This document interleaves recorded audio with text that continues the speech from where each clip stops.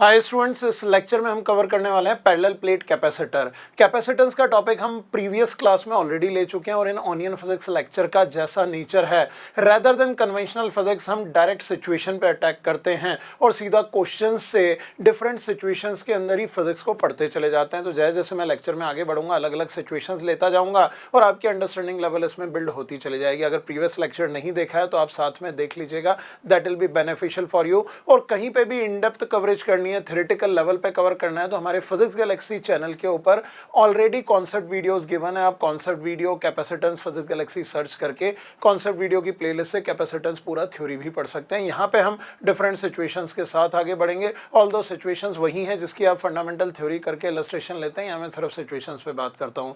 और सबके लिए बहुत ज़रूरी है, अभी तक हमारा टेलीग्राम ज्वाइन नहीं किया तो ज्वाइन है t.me/physicgalaxyworld, क्योंकि यहाँ पे जो रिसोर्सेज हैं आपकी ओवरऑल फिजिक्स की प्रिपरेशन को even up to the level of olympiad boost करने के लिए बहुत हेल्प करते हैं, whether you are preparing for JEE और नीट। और थ्योरेटिकल लेवल पे कवरेज के लिए we are following physics galaxy book volume 3A, which is a kind of coaching at home format. आप इसको पढ़ेंगे तो अपने विजुअलाइजेशन के साथ सारी चीजें बिल्डअप कर सकते हैं। यहाँ पे भी जो सिचुएशन मैं लूंगा इसी बुक में से फ्रेम करके लूंगा। आइए क्विकली एक बार पहले रिकैप लेते हैं प्रीवियस क्लास में हमने क्या किया और उसके बाद आगे बढ़ेंगे। पोजी प्लीज।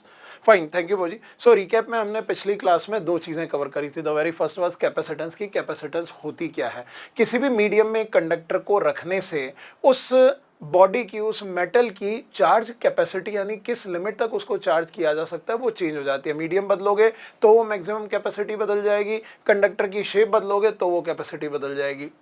लेकिन वो कैपेसिटी को हम कूलम में मेजर नहीं करते, मेजर करते हैं फैरेड में। ये एक ऐसा कांस्टेंट है जो हमको बताता है कि डिफरेंट शेप और डिफरेंट मीडियम में बॉडी को रखने से उसकी कैपेसिटेंस यानी कांस्टेंट कैसे ऑल्टर होता है और इस कांस्टेंट को यूज करके आप मैक्सिमम चार्ज निकाल सकते हैं। उसके लिए पिछला लेक्चर आप देखेंगे तो that will help you in understanding. Next हमने बात करी थी capacitance calculation.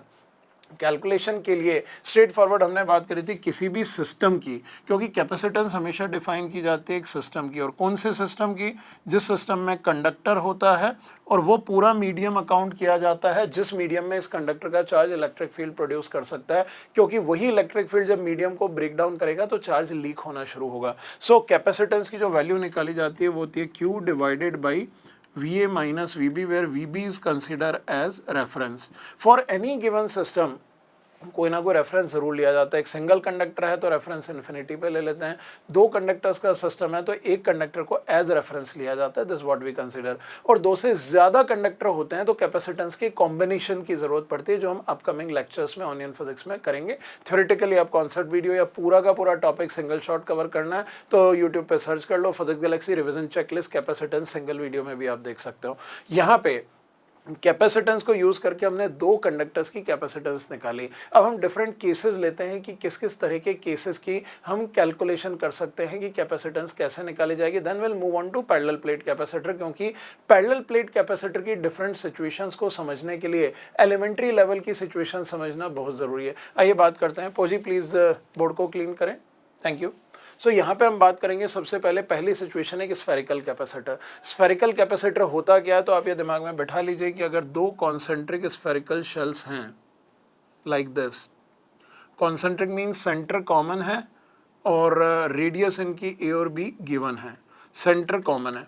So in this situation ये जो मेटल शेल्स हैं दो कंडक्टर हो गए और कॉन्सेंट्रिक शेल्स जब होती हैं तो इसको नाम दिया जाता है स्फेरिकल कैपेसिटर। सबसे पहले अगर इसकी कैपेसिटेंस की बात करें, फिर हम वैरायटीज़ की बात करेंगे, डिराइव्ड केसेस की बात करेंगे कि क्या क्या सिचुएशंस इससे और बन सकते हैं, कि सिचुएशन से नहीं क्या बनाई जा सकती हैं। सो यहाँ पे अगर ये A मान लिया जाए और ये B मान लिया जाए तो B से A पे चार्ज ट्रांसफर करो, इस पर +Q चार्ज आ जाएगा, इस पर -Q आ जाएगा। आउटर चार्ज विल रिमेन 0 क्योंकि पूरा का पूरा फ्लक्स जो निकलेगा वो इनर सरफेस पे टर्मिनेट होगा। चार्ज डिस्ट्रीब्यूशन बिटवीन कंडक्टर्स, अगर आपको कोई डाउट है तो आप प्रीवियस चैप्टर यानी इलेक्ट्रोस्टैटिक्स के चैप्टर के कंडक्टर वाले सेक्शन को कवर कीजिए, उसमें ये सारी चीज़ें बहुत अच्छे से समझाई गई हैं। या सर्टेनली कॉन्सेप्ट वीडियो डिटेल में पढ़ना है तो फिजिक्स गैलेक्सी बुक से पढ़ सकते हैं। यहाँ पे अगर हम बात करें A और B की तो इस सिस्टम का जो इलेक्ट्रिक फील्ड है वो सिर्फ इस रीजन में एग्जिस्ट करेगा। आप ध्यान से देख सकते हैं पॉजिटिव चार्ज से फील्ड निकलेगा और नेगेटिव चार्ज पे फील्ड टर्मिनेट हो जाएगा, क्योंकि आउटर सरफेस पे कोई चार्ज ही नहीं है, क्योंकि इससे इस पे चार्ज ट्रांसफर किया है, इनिशियली न्यूट्रल थे, this will gain +Q, this will gain -Q and whole -Q will be on the inner surface. तो अब बाहर कहीं फील्ड ही नहीं है। तो जो हमने बात करी थी अभी अभी यहाँ पे सिस्टम की, कंडक्टर की और मीडियम की, दोनों की कॉम्बाइंड कैपेसिटेंस एग्जिस्ट करती है और कॉम्बाइंड कैपेसिटेंस के लिए वो मीडियम अकाउंट किया जाता है जिस मीडियम में इलेक्ट्रिक फील्ड होल्ड करता है। सो यहाँ पे जो ए से बी पे इलेक्ट्रिक फील्ड जा रहा है, इस इलेक्ट्रिक फील्ड का एग्जिस्टेंस सिर्फ इस रीजन में, बाहर इलेक्ट्रिक फील्ड जीरो है। तो जो कैपेसिटेंस निकलेगी वो इन्हीं दोनों कंडक्टर के बीच के रीजन की और इन दो कंडक्टर की निकलेगी, बाहर का रीजन यहाँ पे अकाउंट नहीं होगा। तो अगर कैपेसिटेंस निकालेंगे तो कैपेसिटेंस हो गया हमारे पास Q upon VA minus VB। If you calculate this Q upon VA क्या होगा, इसका पोटेंशियल खुद की वजह से भी होगा, इसकी वजह से भी होगा। This will be 1/4 pi epsilon naught into Q upon A। This is the potential due to its own charge, बाहर वाले की वजह से minus 1/4 pi epsilon naught into Q upon B। और यही होगा क्योंकि B का पोटेंशियल निकालूंगा तो इन दोनों की वजह से इक्वल आएगा, तो यहाँ -0 भी कर सकते हो आप। This will not be significant over here. So when you calculate here Q gets cancelled out, and what this giving us? This giving us 4 pi epsilon naught AB divided by B minus A. Here this is the capacitance of this spherical capacitor. This is what you need to keep in mind. So एक spherical capacitor की capacitance ही होगी, मगर इसके कई variations भी हो सकते हैं. Let us talk upon the variations of all these cases. पोजी क्लियर करें. थैंक यू पोजी. स्टूडेंट एक और केस यहाँ पे आपके सामने है. There are two shells A and B, radii भी सेम है, but in this situation inner shell को अर्थ कर रखा है और क्वेश्चन में पूछा गया इस सिस्टम की कैपेसिटेंस निकालनी है. सो दो कंडक्टर दिखाई दे रहे हैं तो चार्ज एक से दूसरे पे ट्रांसफर करेंगे, वही जो बाहर से अंदर करना है तो बाहर से अंदर ट्रांसफर कर दीजिए. बाहर की तरफ टोटल चार्ज इसके ऊपर हो जाएगा -Q, इस पे आएगा +Q. बट आप अच्छी तरह से पढ़ चुके हैं अर्थ कंडक्टर पे कोई चार्ज दो या ना दो फर्क नहीं पड़ता है, ऑटोमेटिकली इसका चार्ज मॉडिफाई होकर Q ही हो जाता है अर्थ की वजह से, सच दैट कि इसका फाइनल पोटेंशियल 0 हो जाए. तो let us calculate the value of QE. तो अगर हम यहाँ कैलकुलेट करें वैल्यू ऑफ QE, तो QE is such that here you can write it is such that potential of shell A to be equal to 0. ये shell A है, ये shell B है. So shell A का अगर potential देखा जाए तो due to the outer shell it will be minus KQ divided by B, और अंदर वाले की वजह से होगा plus KQE divided by A. खुद की वजह से इसका पोटेंशियल होगा प्लस QE बाई A, और बाहर वाले की वजह से भी इसका पोटेंशियल होगा, वो होगा exactly -KQ by B. So in this situation ये वाला जो पोटेंशियल है अगर आप इसको 0 से इक्वेट करोगे तो यहाँ पे QE का वैल्यू आ जाता है plus small q A by B. So this the value of QE we have calculated for the inner surface charge. अब इस पे QE है तो सर्टनली इसकी इनर शेल पे -QE होगा, आउटर पे +QE, तो QE -Q हो जाएगा. अब आप यहाँ ध्यान से देखें तो इधर भी इलेक्ट्रिक फील्ड एग्जिस्ट करेगा इन आउटवर्ड डायरेक्शन, और क्योंकि QE का वैल्यू Q से छोटा है तो ये आउटर चार्ज नेट नेगेटिव होगा, तो यहाँ इलेक्ट्रिक फील्ड आउटर रीजन में एग्जिस्ट करेगा इन इनवर्ड डायरेक्शन. सो यहाँ इलेक्ट्रिक फील्ड इनवर्ड होगा और इसके अंदर इलेक्ट्रिक फील्ड आउटवर्ड होगा. दैट मीन्स अब जब हम कैपेसिटेंस की बात करेंगे तो इस सिस्टम के कैपेसिटेंस में अंदर का रीजन और बाहर का रीजन दोनों अकाउंट हो जाएंगे एंड कंप्लीट कैपेसिटेंस की बात होगी इस पूरे सिस्टम की including the outer region medium. अब ये वैल्यू कैसे कैलकुलेट होगी, तरीका वही है. Capacitance will be given as Q divided by VA minus VB. इस सिचुएशन में when you substitute the values Q divided by A का पोटेंशियल, अच्छा इसको VB माइनस VA कर लें, VA minus VB, it doesn't make any difference, this 0 minus potential of B calculate करें तो ये भी दोनों चार्जेस की वजह से, बाहर वाले की वजह से -KQ by B plus outer वाले की वजह से KQE divided by B. So यहाँ पे अगर वैल्यू सब्स्टिट्यूट करी जाए तो Q gets cancelled out, 4 pi epsilon naught ऊपर आ जाएगा, this 4 pi epsilon naught divided by, ये माइनस माइनस प्लस हो जाएगा, यहाँ माइनस आ जाएगा, Q कॉमन होके कैंसिल हो चुका है. So this becomes inside 1/B minus this A by B, तो this A by B square. So this finally gives 4 pi epsilon naught B square divided by B minus A. So this is the capacitance of this system of two conductors when inner shell is earth. इस case के अंदर एक और तरीका exist करता है इसी capacitance की वैल्यू को कैलकुलेट करने का, जो हम नेक्स्ट लेक्चर में कवर अप करेंगे, जहाँ पे हम बात करेंगे स्फेरिकल कैपेसिटर्स के combination equivalent to parallel plate capacitor लिए जा सकते हैं। बट अभी हम अगले स्टेप पे बढ़ते हैं। अगर सेम सिचुएशन के अंदर इनर शेल की जगह आउटर शेल अर्थ हो तो कैपेसिटेंस क्या होगी, this I want you to think and calculate. जो अभी पिछला केस हमने किया था रिजल्ट उससे मिलता जुलता मिलेगा। अगर ये वाला अर्थ कनेक्शन हटा के यहाँ पे अर्थ कनेक्शन लगा दिया जाए तो कैपेसिटेंस क्या होगी, this is what you need to calculate. और इसकी वैल्यू कैलकुलेट करके इसका जो पिछली सिचुएशन हमने बात करी थी उस सिचुएशन से आप कंपेयर करेंगे एंड देखेंगे कि वैल्यू क्या निकल के आ रही है। यहाँ पे हमने एक कैलकुलेशन कर रखी है। इस तरह के जितने भी केसेस आएंगे, if you are able to understand कि मैं एनालिसिस कैसे कर रहा हूँ, this is what I am going to use for capacitance calculation and that is going to be use for all type of cases. Next situation पे अब आगे बढ़ते हैं। पोजी प्लीज क्लियर करें। Thank you Bhoji. स्टूडेंट्स, अभी हमने डिस्कस किया स्फेरिकल कैपेसिटर, जिस केस में ये बात करी थी कि दो कॉन्सेंट्रिक स्फेरिकल शेल्स हैं। अलग अलग शेल को अगर अर्थ से कनेक्ट किया जाए तो कैपेसिटेंस पे इफेक्ट आता है, क्योंकि the region in which electric field exist that changes. और कैपेसिटेंस हमेशा एक सिस्टम की होती है और उस सिस्टम में जहां पे भी इलेक्ट्रिक फील्ड होता है वो सारा मीडियम भी अकाउंट हो जाता है। एक अनदर सिचुएशन में ले रहा हूँ and step by step we are proceeding toward parallel plate capacitor, which is one of the most important section of this chapter, जहां पे हम इस चैप्टर को आगे लेके चलेंगे, सर्किट्स तक जाएंगे और इसको कंक्लूड करेंगे। Let us talk about the next situation of cylindrical capacitor। इन सारी चीज़ों को अगर आप इन डेप्थ कवर करना चाहते हैं, स्टेप बाय स्टेप कवर करना चाहते हैं, सारी चीज़ें हमारे कॉन्सेप्ट वीडियो में ऑलरेडी हैं, वहाँ से भी देख सकते हैं। If we have a look on the situation जहाँ पे दो सिलेंडर्स हैं, लॉन्ग सिलेंडर्स मान के चलेंगे, लेंथ एल है, रेडियस R1 और R2 है, कोएक्सियल सिलेंडर्स हैं। अगर मेटल शेल है तो दो कंडक्टर के केस में अगर कैपेसिटेंस निकालनी है तो क्यू चार्ज को बाहर से अंदर शिफ्ट करेंगे तो अंदर आ जाएगा प्लस क्यू चार्ज, बाहर आ जाएगा minus Q charge. Because cylinder is a isotropic और अ ज्योमेट्रिकली सिमेट्रिक ऑब्जेक्ट, तो यहाँ पे हम ये कह सकते हैं जो प्लस और माइनस चार्जेस हैं वो यूनिफॉर्मली आउटर शेल के तो इनर सरफेस पे और इनर शेल के आउटर सरफेस पे डिस्ट्रीब्यूट हो जाएंगे, the way I have drawn over here.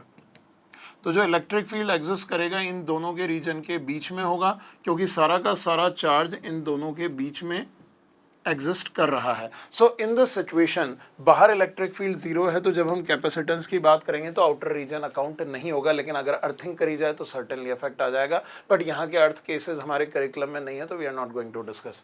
Simply if we wish to calculate the capacitance of this system, तो capacitance of system can be written as charge multiplied by this A this B, तो we write it V A minus V B.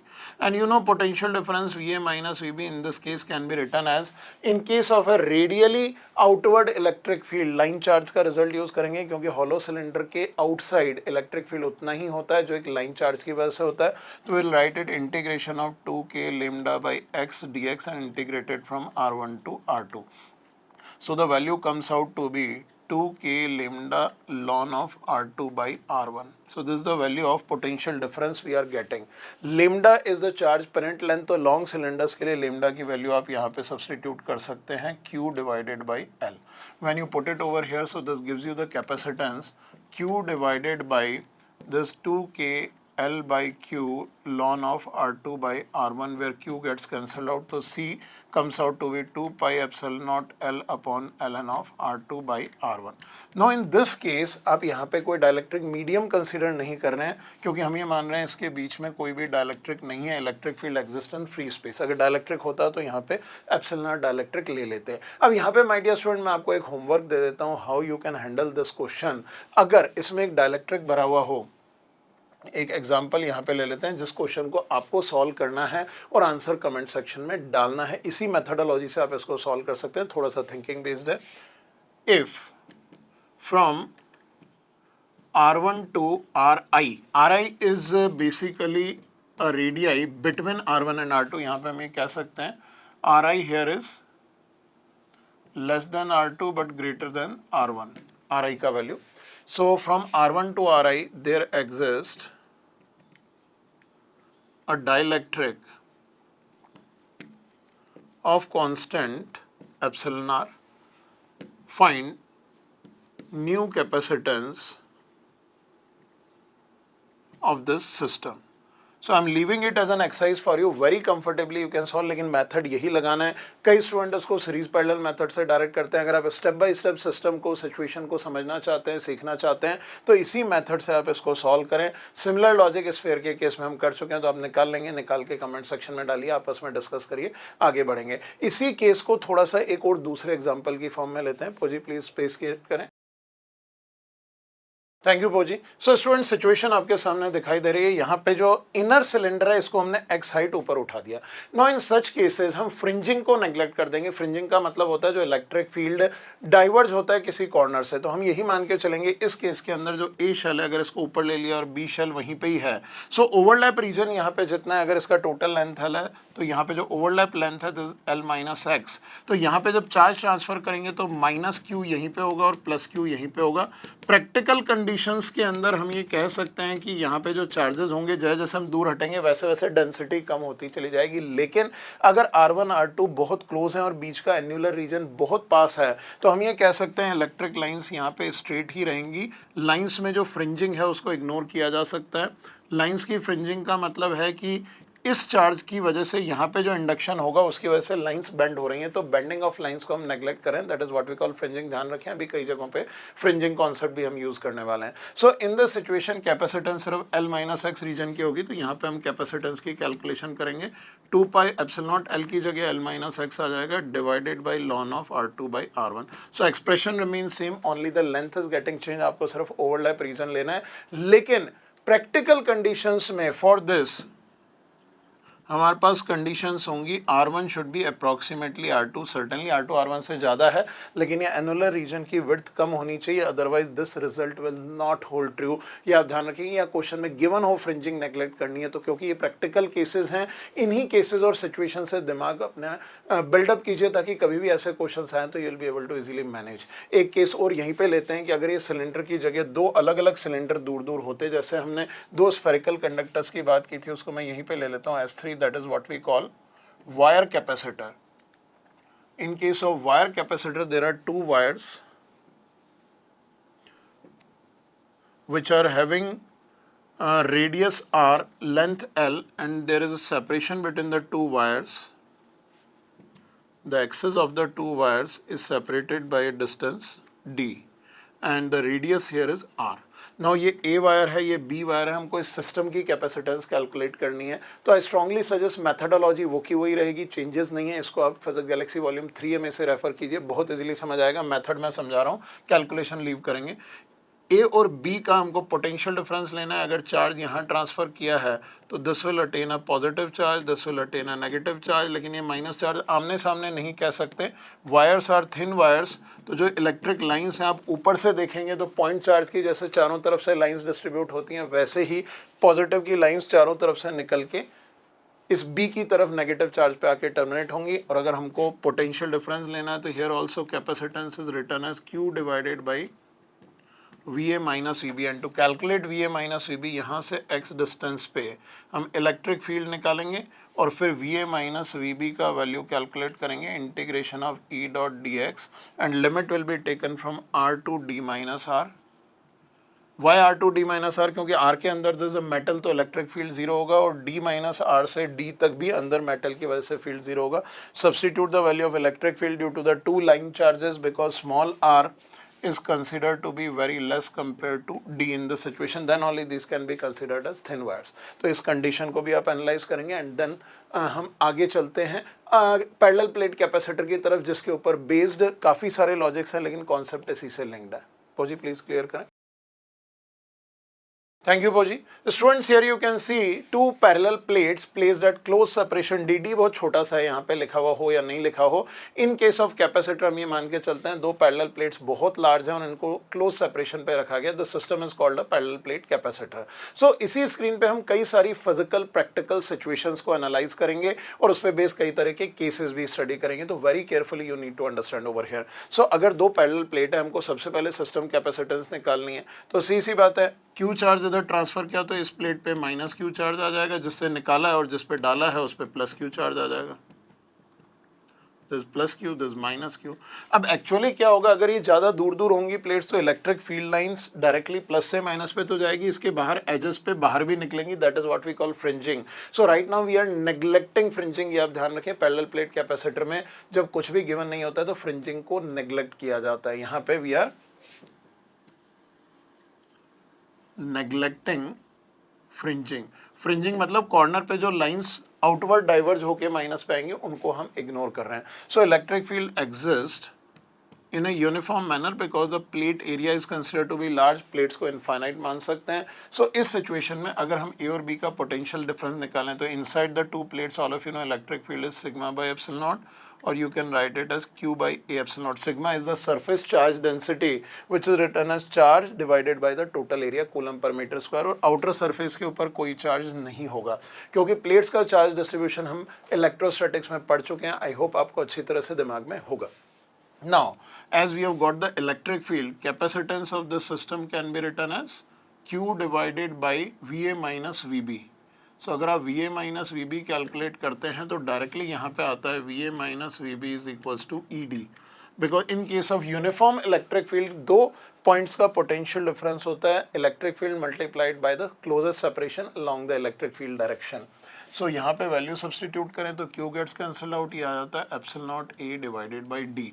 अगर इसके बीच में कोई dielectric fill up किया जाएगा जिसके हम केसेस अभी डिस्कस करेंगे अलग अलग सिचुएशंस में, तो यहाँ पे मल्टीप्लाइड बाई एप्सिलॉन आर भी आ सकता है अगर बीच में कोई डाइलेक्ट्रिक डाला गया है तो. This is the most fundamental relation of capacitance of a parallel plate capacitor. अगर हम यहाँ पे कैलकुलेट करें कि इस सिस्टम के अंदर एनर्जी कितनी होगी, क्योंकि अब बात आती है कैपेसिटेंसेस के डिफरेंट एप्लीकेशंस की, तो यहीं पे हम कैपेसिटर में बात करेंगे कि this is capacitance. If we talk about energy stored in capacitor, तो आप डायरेक्टली कह सकते हैं जिस भी रीजन में इलेक्ट्रिक फील्ड होता है उसी रीजन को हम अकाउंट करते हैं कैपेसिटेंस के केस में. तो यहाँ पे जो एनर्जी स्टोर्ड होगी वो होगी half epsilon naught E square multiplied by the volume of the system that is a into D. आपको पता है जहाँ इलेक्ट्रिक फील्ड ई होती है वहाँ एनर्जी डेंसिटी जूल पर मीटर क्यूब होती है, half epsilon naught E square multiplied by A D. अगर डाइलेक्ट्रिक होगा तो हम एप्सिलॉन आर को अकाउंट करेंगे, नहीं तो नहीं करेंगे. So in this case it comes out to be half epsilon naught. E can be written as q by a epsilon naught whole square multiplied by AD. So in this situation just have a look, a gets cancelled out, one epsilon naught gets cancelled out, so ये आ गया हमारे पास q square by 2c. Epsilon naught a by d can be written as c. So q square by 2c, q by c को आप potential difference लिख दें, this can also be written as half cv square और the same can be written as half q. ये result आपने अगर theory level पढ़ा हुआ है तो ये सारी चीज़ें आपने करी होंगी. इसी में अगर हम एडिशनल बात करें, एक कैपेसिटेंस की दो प्लेट्स हैं अपोजिटली चार्ज हैं तो ये एक दूसरे को अट्रैक्ट करेंगी. सो इस अट्रैक्शन के ऊपर बेस्ड अगर क्वेश्चन आ जाता है कि we need to calculate the force between plates of a capacitor, तो इस कैपेसिटर की प्लेट्स के बीच का अगर फोर्स कैलकुलेट करना है, ये सारे एप्लीकेशंस अलग अलग तरीके से आ जाते हैं. तो फोर्स का आप डायरेक्ट एक्सप्रेशन याद रख सकते हैं. अच्छा, ये जितने मैं एक्सप्रेशन ले रहा हूँ ये सारे आपको हमारे रिवीजन चेकलिस्ट वीडियो में मिल जाएंगे, जहाँ पे एक सिंगल शॉर्ट वीडियो में आप पूरे चैप्टर के सारे फॉर्मूले, सारे base fundamentals from the point of view of JEE Main अच्छी तरह से कर सकते हैं. और अगर जेई एडवांस पे जाना है, certainly you need to follow our booster checklist और हमारी advanced illustration book जो यहाँ पे आपको दिखाई दे रही है. You can follow this advanced illustration book for advanced understanding और advanced level illustrations of every chapter given in 700 से ज़्यादा situations हैं. You can follow it. यहाँ पे फोर्स हम बात करेंगे तो किसी भी प्लेट के ऊपर फोर्स होगा इसका charge multiplied by the electric field due to the other one. So Q multiplied by electric field of other one is half of this, क्योंकि ये इलेक्ट्रिक फील्ड इन दोनों की वजह से है. तो खुद का फील्ड कभी खुद पे फोर्स नहीं लगाता, इसलिए इसका चार्ज इनटू उसका फील्ड आ जाएगा half of that is Q by 2a epsilon not. So this comes out to be q square by 2 epsilon naught. तो ये रिजल्ट्स आपको अच्छी तरह से दिमाग में रखने चाहिए. यहाँ पे मैं फिर भी एनालाइज करके एक्सप्लेन कर रहा हूँ क्योंकि इस पूरे चैप्टर में घूम फिर के इतने से ही कॉन्सेप्ट हैं जो आपको ध्यान रखना है. अब इस पे बेस कई तरह की सिचुएशंस बन जाएंगी, कुछ केसेस और एप्लीकेशन हम लेंगे तो और अंडरस्टैंडिंग बेटर हो जाएगी. सो तीन चीज़ें हमारे सामने मेजर हैं, एक कैपेसिटर में एनर्जी स्टोर्ड और force between the plates of capacitor. Electric field हम ऑलरेडी निकाल चुके हैं. Let's have some cases where these all things are used in different formats. पोजी प्लीज क्लियर करें.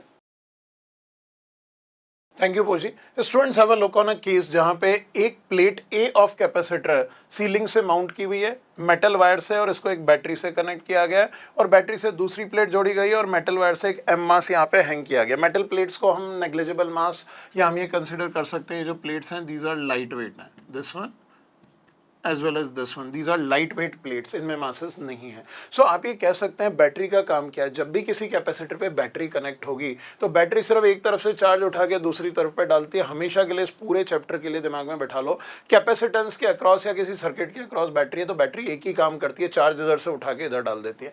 तो बैटरी इस पॉजिटिव पे क्या करेगी, या ये कह दीजिए पॉजिटिव से इलेक्ट्रॉन उठाएगी और अट्रैक्ट करके इलेक्ट्रॉन यहाँ पुश कर देगी, तो यहाँ पे माइनस क्यू चार्ज आ जाएगा, यहाँ पे प्लस क्यू चार्ज आ जाएगा।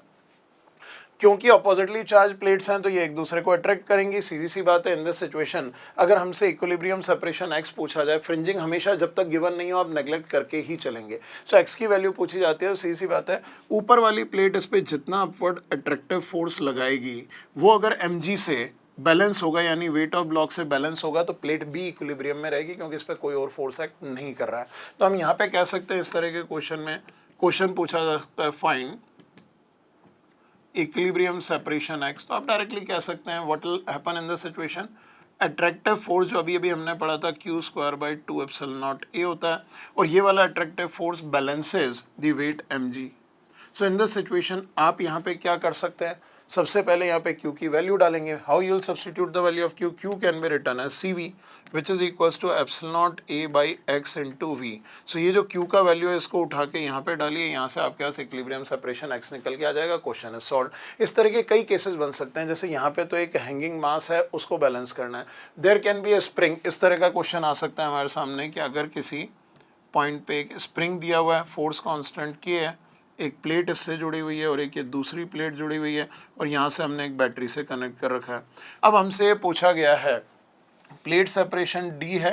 Now in this situation what will be the elongation in spring. Spring elongation के लिए हम क्या करेंगे, यहाँ पे बैटरी का जो प्लस क्यू और माइनस क्यू चार्ज आएगा तो इस प्लेट पे जो अट्रैक्टिव फोर्स लगेगा, expression will remain same, that has to be balanced by the spring restoring force kx। आप सॉल्व करेंगे x निकल जाएगा। सो इस तरह के जितने भी केसेस होंगे आप आराम से फोर्स के एक्सप्रेशन से हैंडल कर सकते हैं। यही केसेस हैं जो अलग अलग तरीके से पूछे जाते हैं।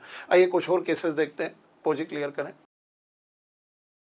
Thank you Bhoji. स्टूडेंट एक और कॉन्सेप्ट यहाँ पे लेंगे क्योंकि अभी हमारा फोकस है पैरेलल प्लेट कैपेसिटर के कंसिडरेशंस को अच्छी तरह से समझना कि इसे कैसे कैसे यूज किया जा सकता है। नेक्स्ट लेक्चर के अंदर will talk upon the use of parallel plate capacitor in different circuits and variety of situations will talk upon. Let us talk about this capacitance in which there are two plates. Capacitance का value 10 microfarad given है, लेकिन situation है हमारी unequal charges on capacitor plate. अगर मान लीजिए इसके ऊपर हमने दे दिया है प्लस 20 माइक्रोकूलम चार्ज और उस पर दे दिया है प्लस 40 माइक्रोकूलम चार्ज, तो इससे इफेक्ट क्या आएगा। ये चीज हम इलेक्ट्रोस्टैटिक्स में पढ़ चुके हैं कि अगर एक कैपेसिटर की दोनों प्लेट्स को अलग अलग चार्ज सप्लाई कर दिया जाए तो what is the impact on this. तो अगर दोनों पे अलग अलग चार्जेस दिया जाता है, सो इन दैट केस ये चार्जेस रीडिस्ट्रीब्यूट होते हैं। टोटल है 60 माइक्रोकूलम, तो बाहर प्लस 30 और प्लस 30 आ जाएगा, और inside it will be plus 10 microcoulomb and here it will be minus 10 microcoulomb. I hope all of you know how to distribute the charges on the plates of capacitor.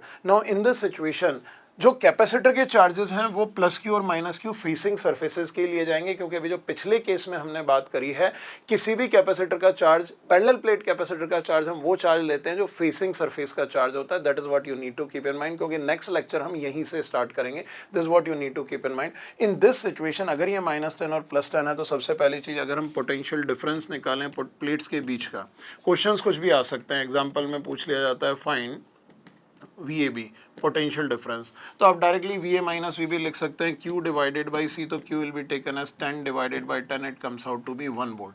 10 microcoulomb divided by 10 microfarad. अगर इस case में यहाँ का electric field निकालना है तो वो इस डायरेक्शन में होगा। Value of electric field will be equals to what, electric field आप ले सकते हैं simply V divided by D, आप इससे निकाल सकते हैं, या Q divided by A epsilon naught, इससे भी निकाल सकते हैं, जिसमें Q आप लेंगे 10 माइक्रोकूलम। सो थोड़ा सा आप केयरफुल रहेंगे इस केस के अंदर। अगर हम यहाँ पे क्वेश्चन में हमसे पूछा जाता है फाइंड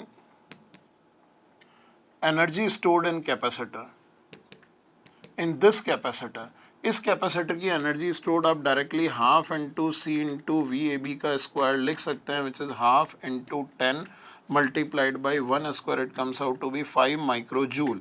लेकिन ये 5 माइक्रोजूल कहाँ की एनर्जी है, ये सिर्फ दोनों प्लेट्स के बीच के अंदर जो इलेक्ट्रिक फील्ड है, ये वाला फील्ड, इसमें स्टोर्ड फील्ड एनर्जी कैलकुलेट हो रही है। अब क्योंकि बाहर भी चार्ज है तो यहाँ बाहर का इलेक्ट्रिक फील्ड नॉन जीरो है, दैट मीन्स आउटसाइड भी even up to infinite distance ये इलेक्ट्रिक फील्ड एग्जिस्ट करेगा, तो वहाँ पे भी एनर्जी होगी, लेकिन वो ये अकाउंट नहीं करेगा। So again I am telling you, जो मैंने आपको बताया, जब पैरेलल प्लेट कैपेसिटर की बात की जाती है तो उसमें स्टोर्ड एनर्जी को हम प्लेट्स के बीच वाले रीजन की एनर्जी लेते हैं, कैपेसिटर चार्ज को हम फेसिंग सर्फेसेस के चार्ज की तरह से लेते हैं, और यू कैन से ये जो Q इक्वल टू CV वाला रिलेशन है, ये रिलेशन सिर्फ फेसिंग सरफेस चार्ज पे ही वैलिड है। This is important for all of us to understand this facing surface charges, आपको ये सबसे ज़्यादा दिमाग में रखना है, दिस इज मोर इंपॉर्टेंट, क्योंकि यहीं से मैं नेक्स्ट लेक्चर डिस्कस करूँगा। नेक्स्ट लेक्चर में will start focusing on different type of cases in which capacitor circuits are analyse, लेकिन ये चीज़ आप सारी दिमाग में लेके आगे बढ़ेंगे। सो आगे बढ़ते हैं, नेक्स्ट लेक्चर के अंदर कैपेसिटर सर्किट शुरू करेंगे जिसमें वैरायटी ऑफ केसेस हैं, और धीरे धीरे इस चैप्टर को बहुत अच्छी तरह से आपको एप्लीकेशन लेवल पर बिल्डअप करना है। Wish you all the best.